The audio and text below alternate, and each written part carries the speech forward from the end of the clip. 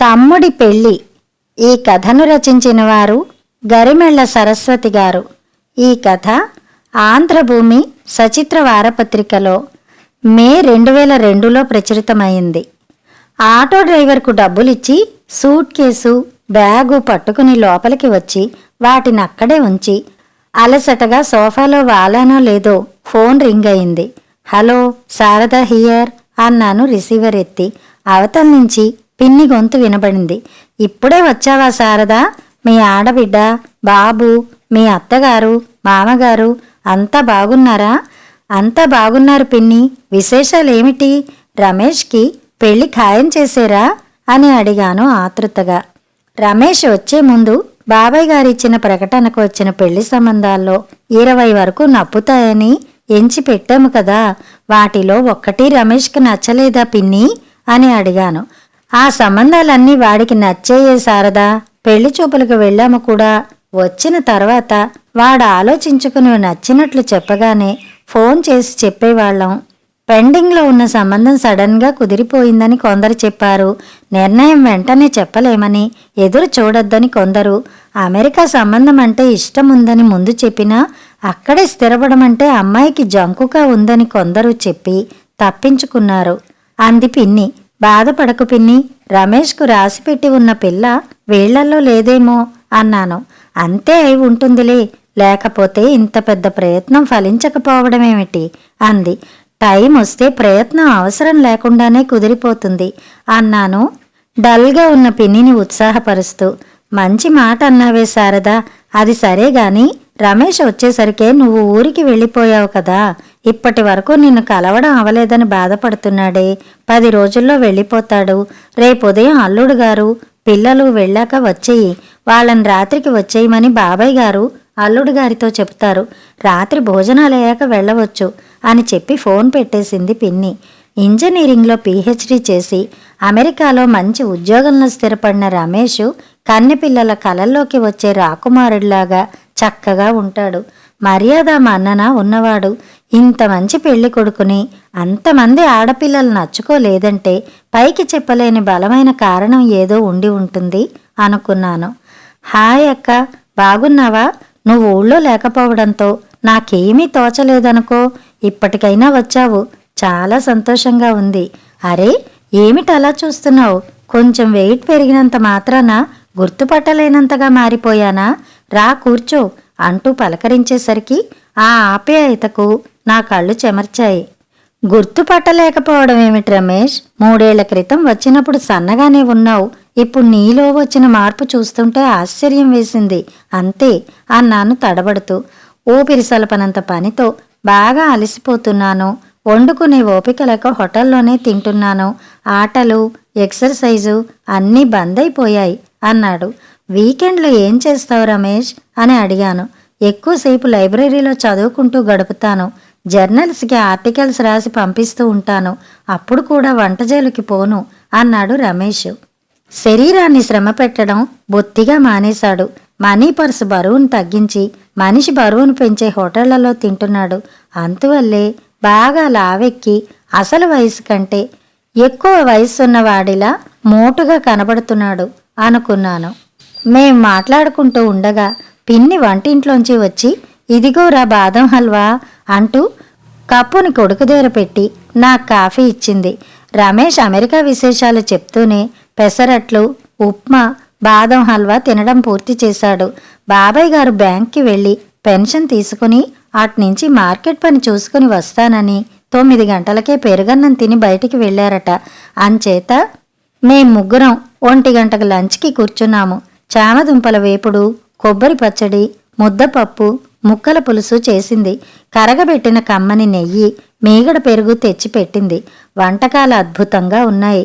వీడి ఇంటి తిండికి మొహం వాచిపోయాడే శారదా అంది పిన్ని భోజనాలు చేస్తూ ఉండగా. ఎంతగా మొహం వాచిపోయి ఉన్నా మితిమీరి తింటే ఎలా అనుకున్నాను. బ్రేక్ఫాస్ట్కి లంచ్కి మధ్య వ్యవధి తక్కువైనా ఆవురావురుమంటూ తింటున్న రమేష్ని చూస్తూ. భోజనం పూర్తవగానే పడుకుంటానంటూ బెడ్రూంలోకి వెళ్ళిపోయాడు. పిన్ని కూడా వెళ్ళి పడుకుంది. నేను మ్యాగజైన్ చదువుతూ కూర్చున్నాను. 3 గంటలకు బాబాయ్ గారు బోలెడు సరుకులతో ఆటోలో దిగారు. ఇద్దరం కలిసి సంచులన్నీ ఇంట్లోకి చేరవేశాము. రమేష్ వెళ్ళేటప్పుడు ఇవ్వడానికి ఊరగాయలు, పిండి వంటలు చేస్తానందమ్మా, అందుకని ఇవన్నీ తెచ్చాను అన్నారు అలసటగా సోఫాలో కూర్చుంటూ. నేను మంచినీళ్లు తెచ్చి ఇచ్చాను. బాబాయ్ వెళ్ళి బట్టలు మార్చుకుని కాళ్ళు చేతులు మొహం కడుక్కుని వచ్చారు. అలికిడి విని పిన్ని లేచి వంటింట్లోకి వెళ్ళి ఒక ప్లేట్లో అరిసెలు, కారపూస పెట్టి తెచ్చి బాబాయ్ గారికిచ్చింది. చూసావా శారదా, మేమిద్దరమే ఉన్నప్పుడు నాకిష్టమైన వంటకం ఏది చెయ్యమన్నా ఓపిక లేదని, నా ఒంటికి పడదని సాకులు చెప్పి చప్పిడికూడు పెట్టేదమ్మా మీ పిన్ని. కొడుకు వచ్చినప్పటి నుంచి మాత్రం రోజు నవకాయ పిండి వంటలు చేసేస్తోంది. ఓపిక ఎలా వచ్చిందో మరి అన్నారు బాబాయ్ గారు నవ్వుతూ. వాడి కోసమని పేరే కాని మీకు పెట్టడం లేదా ఏమిటి అంది పిన్ని సాధిస్తున్నట్టు. ఎందుకు పెట్టవు? నువ్వు పురమాయించే సరుకులు మోసుకు రావడానికి నాకు సత్తు ఉండాలి కదా అన్నారు. వాళ్ళిద్దరూ సరదాగా నవ్వుకుంటూ వాదించుకుంటూ ఉంటే నాకు నవ్వాగలేదు. కాఫీ కలిపి తెస్తానంటూ పిన్ని వంటింట్లోకి వెళ్ళింది. రమేష్కి ఈ ట్రిప్లో పెళ్లి జరిగిపోతుందని, వాడు వాడి భార్య మాతో కొన్ని రోజులు సరదాగా గడిపి వెళ్తారని ఎంతగానో అనుకున్నాం శారదా. ప్రకటన ఇచ్చి ప్రయత్నం చేసినా వాడికి కళ్యాణం కలిసి రాలేదు అన్నారు బాబాయ్ గారు బాధపడుతూ. నా మనసులో మెదులుతున్న మాట చెప్పడానికి అదే అనువైన సమయమని తోచింది. వచ్చే ట్రిప్లోనైనా కళ్యాణం కలిసి రావాలంటే రమేష్ వెయిట్ బాగా తగ్గాలి బాబాయ్ అన్నాను. ఆడపిల్ల గలవాళ్ళు రకరకాల కారణాలు చెప్పి వద్దన్నా అసలు కారణం వాడి ఓవర్ వెయిటేనని నాకు అనిపించిందమ్మా అన్నారు బాబాయ్ గారు. ఆడపిల్లల తరఫున వకాల్తా పుచ్చుకున్నట్టు మాట్లాడుతున్నారేమిటి? బాబాయి కూతురు కలిసి పెద్ద చదువు, అమెరికాలో మంచి ఉద్యోగం ఉన్న బంగారం లాంటి పెళ్లి కొడుకుని బొద్దుగా ఉన్నంత మాత్రాన వద్దనడం తెలివైన నిర్ణయమేనా? మరీ ఎంపుళ్లకు పోవడం కాకపోతే అంటూ మండిపడింది పిన్ని. చదువు సంజలు బాగున్నాయని కంటికి నచ్చని పిల్లని రమేష్ పెళ్లి చేసుకుంటాడా పిన్ని అని అడిగాను. చేసుకోడు అంది పిన్ని. అలాగే ఆడపిల్ల కూడా ఇష్టం లేని పెళ్లి చేసుకోదు. అంత మాత్రాన్ని ఎంపుళ్లకు పోతున్నారని ఆడపిల్లల్ని ఆడిపోసుకోవడం సబబేనా? ఈ రోజుల్లో ఆడపిల్లలు బాగా చదువుకుని మంచి ఉద్యోగాలు చేస్తున్నారు. వాళ్ళకు స్వంత ఆలోచనలు, అభిప్రాయాలు, అభిరుచులు ఉంటాయి.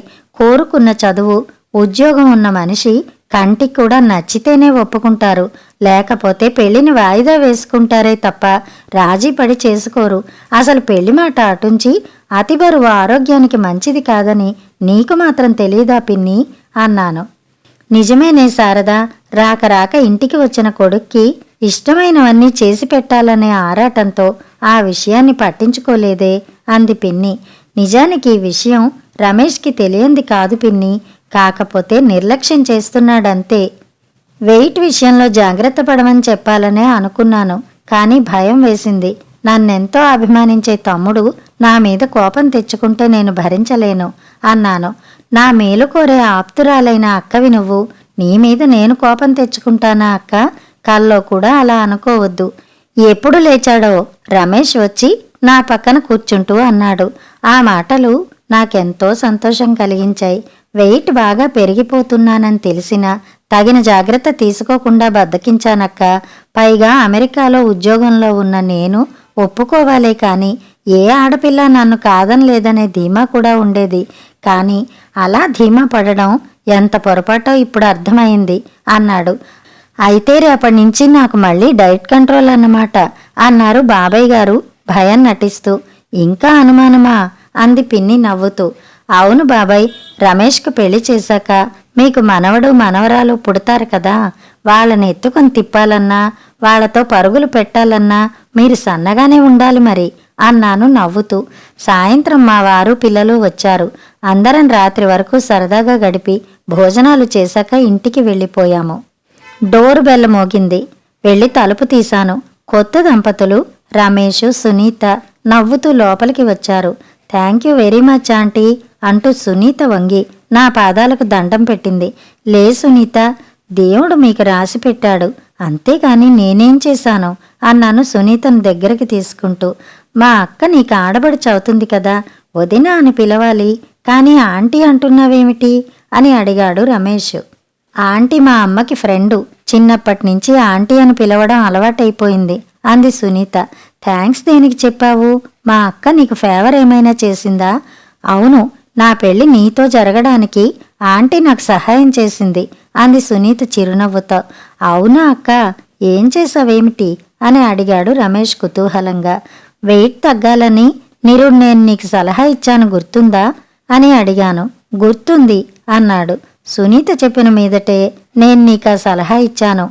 నా ఓవర్ వెయిట్ గురించి సునీతకేం తెలుసు అన్నాడు ఆశ్చర్యంగా. నువ్వు చూసి నచ్చుకున్న పెళ్లి కూతుళ్లలో సునీత కూడా ఉంది కనుక. అలాగా, నా గురించి నీతోనే మాట్లాడాలని సునీత ఎలా తెలుసుకుంది? మన బంధుత్వం గురించి ఎప్పుడైనా చెప్పావా అని అడిగాడు. అవును రమేష్, ఎప్పుడో ఒకసారి సునీత మా ఇంటికి వచ్చినప్పుడు ఫోటో ఆల్బం చూపిస్తూ నీ ఫోటో చూపెట్టి వివరాలు చెప్పాను. పెళ్లి చూపుల్లో నిన్ను చూడగానే నా కజిన్ నువ్వేనని గుర్తుపట్టింది. నువ్వు తనకి బాగా నచ్చావు. అయితే వెయిట్ చూసి నిరుత్సాహపడింది. నాతో మాట్లాడిన మీదట ఓ నిర్ణయం తీసుకుందామనే ఉద్దేశంతో తనకు ఆలోచించుకోవడానికి వ్యవధి కావాలని తల్లిదండ్రులతో చెప్పిందట. నేను ఊరి నుంచి వచ్చిన రోజు నాకు ఫోన్ చేసింది. తన ఏడాది పాటు నీకోసం కాచుకుని ఉంటానని, నీకు వెయిట్ తగ్గించుకోమని సలహా ఇమ్మని కోరింది. ప్రయత్నం చేస్తానని చెప్పాను. అదృష్టవశాత్తు నువ్వు నా మాట విన్నావు. నువ్వు ఇండియాకు రాగానే సునీత తల్లిదండ్రులు వచ్చి మిమ్మల్ని కలుసుకుని మాట్లాడారు. మీకందరికీ సునీత నచ్చడంతో పెళ్లి జరిగిపోయింది అన్నాను. ఎంతో ఆసక్తితో నేను చెప్పింది విన్న రమేష్, మీ ఇద్దరూ వదినా మరదళ్ళు అవడానికి ఇంత నాటకం ఆడారన్నమాట అన్నాడు నవ్వుతూ. దాన్ని బట్టి సునీత నిన్నెంతగా ఇష్టపడి కోరుకుందో అర్థం చేసుకో రమేష్. సునీతను పువ్వుల్లో పెట్టి చూసుకోవాలి సుమా అన్నాను సునీత తల నిమురుతూ. తప్పకుండా చూసుకుంటానక్క. అయితే నేను తనకు పతిదేవుణ్ణి కనుక రోజు నాకు ఇష్టమైనవి చేసి నైవేద్యం పెట్టాలి మరి అన్నాడు రమేష్ కొంటెగా నవ్వుతూ. ఏమేం చెయ్యాలో చెప్పు రమేష్ అంది సునీత చిరునవ్వుతో. చక్ర పొంగలి, నేతి గారెలు, సున్నుండలు అన్నాడు. తప్పకుండా చేస్తాను. మరి నాకిష్టమైనవి నువ్వు కూడా చెయ్యాలి అంది. ఏమిటవి? కేకులు, ఐస్ క్రీము, ఫుడ్డింగు, క్యాండీ అంది సునీత. అవన్నీ తిని లావెక్కిపోతే నేను భరించలేను బాబోయ్ అన్నాడు రమేష్ భయం నటిస్తూ. నైవేద్యాలన్నీ తిని మళ్ళీ లావెక్కిపోతే నేను మాత్రం భరించగలనా అంది సునీత. సరే, నీ సంతోషం కోసం నేను సన్నగా ఉంటానులే. నైవేద్యం ప్రపోజల్ని వెనక్కి తీసుకుంటున్నాను అన్నాడు రమేష్. నీ సంతోషం కోసం నేను లావెక్కకుండా ఉంటానులే. కేక్లవి వద్దు అంది సునీత చిరునవ్వులు చిందిస్తూ. ఇలాగే వీళ్ళిద్దరూ ఒకరి సంతోషం కోసం ఒకరు తాపత్రయపడుతూ అన్యోన్యంగా ఉండాలని కోరుకుంటూ జ్యూస్ తేవడానికి ఫ్రిడ్జ్ దగ్గరికి నడిచాను. కథ సమాప్తం.